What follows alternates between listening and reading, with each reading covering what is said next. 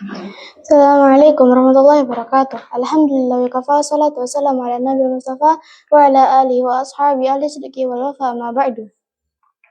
Insyaallah al-yawm sa'asra'u lakum faidatan minal kitab Safatu tafasir li Syekh Muhammad al-Asabuni min surah Al-Baqarah al-ayah mi'ah ihda wa khamsun hatta mi'ah isna wa khamsun.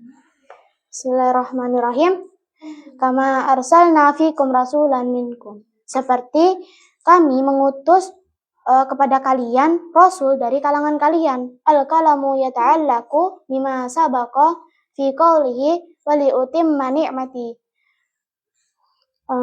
Perkataan ini itu berhubungan dengan firman Allah yang sebelumnya, yaitu dan sungguh aku sempurnakan nikmatku.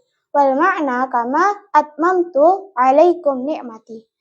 Dan maknanya seperti aku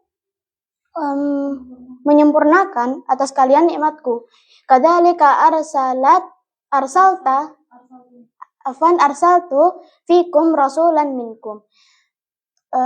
Seperti aku mengutus kepada kalian rasul dari kalangan kalian. Yatlu alaikum ayatina.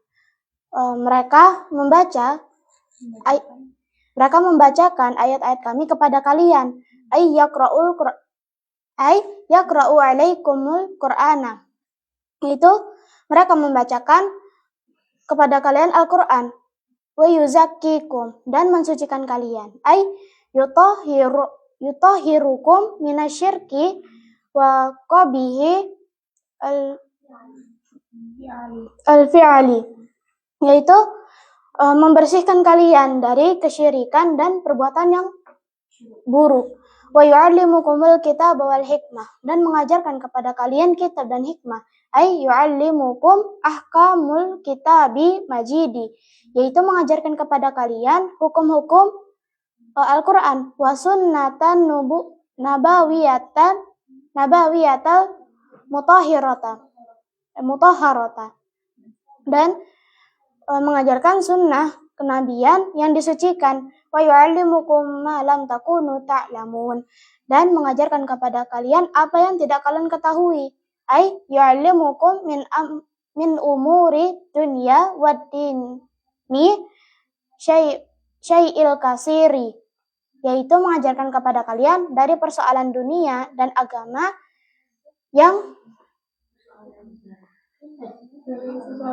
dari sesuatu yang besar. Alladzi lam takunu ta'lamunahu, yang tidak kalian ketahui tentangnya. Fadkuruni adkurkum, maka ingatlah aku akan mengingat kalian. Udkuruni bil'ibadati wa ta'atihi, yaitu aku mengingat kalian, yaitu ingatlah aku dengan beribadah dan taat kepadanya. Azkurkum bithawabi wal maghfirati, aku akan mengingat kalian dengan memberikan pahala dan ampunan. Washkuruli wala takfurun, dan bersyukurlah kepadaku dan janganlah engkau ingkar. Ushkuru ni'mati alaikum wala takfuruha, yaitu bersyukurlah kalian atas nikmatku dan janganlah kalian ingkar terhadapnya. Jadi pada ayat ini mengingatkan kepada Bani Israel ketika Allah ketika Allah mengutus kepada mereka rasul dari golongan mereka, harusnya mereka itu bersyukur terhadap nikmat Allah yang Allah berikan kepada mereka. Dengan diutusnya rasul kepada mereka tercurahkan dengan kebenaran, tapi mereka mengingkarinya. Padahal rasul itu membacakan kepada mereka Al-Qur'an. Padahal rasul yang diutus kepada mereka itu membacakan Al-Qur'an, mensucikan mereka dan membersihkan mereka dari kesyirikan dan perbuatan yang kotor atau perbuatan yang buruk. Begitu pula Rasul itu juga mengajarkan kepada mereka kitab dan hikmah. Kitab dan hikmah, dan mengajarkan kepada mereka apa yang tidak mereka ketahui tentangnya. Maka di sini Allah menegaskan dan memberitahu kepada mereka yang mengingkari Rasul. Kepada mereka, yaitu umatnya Nabi.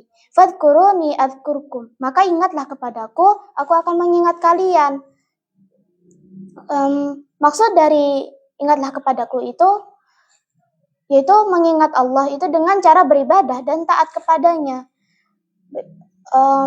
Dan Allah itu mengingat hambanya itu dengan memberikan pahala dan memberikan ampunan kepada hambanya, karena sejatinya manusia itu melakukan kesalahan dan tidak bisa lepas dari kesalahan. Jadi hamba itu harus